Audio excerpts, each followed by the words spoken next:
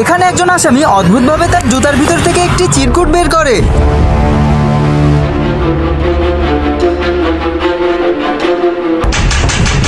চল ভাই, পাগল আসামি নাম্বার 11। জজ সাহেব আজকে তোকে ফাঁসির আদেশ দিয়েছে। তোর সাজা আজকেই হবে, তাড়াতাড়ি উঠে বাইরে চলে আয়। অনেক মজা হবে, অনেক মজা হবে। আবে তুই খুশি কেন হচ্ছিস? ওরা তোকে ফাঁসি দিবে। কিন্তু কেন?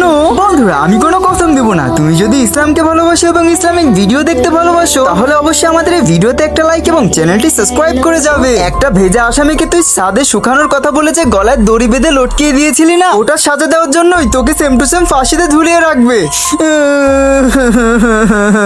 আরে আরে ভাই, তুই কান্না করিস না, এটা তো মজার দুনিয়া, সবাইকে একদিন মরতে হবে। আমরা সবাই একই কাতারে দাঁড়িয়ে আছি, কেউ আগে কেউ পিছনে, মরতে সবাইকে হবে। মৃত্যুকে তো বুঝদিল ভয় পায়। আমি তো মৃত্যুকে ভয় পাই না, আমি শুধু একটা কথা নিয়েই টেনশন করতেছি।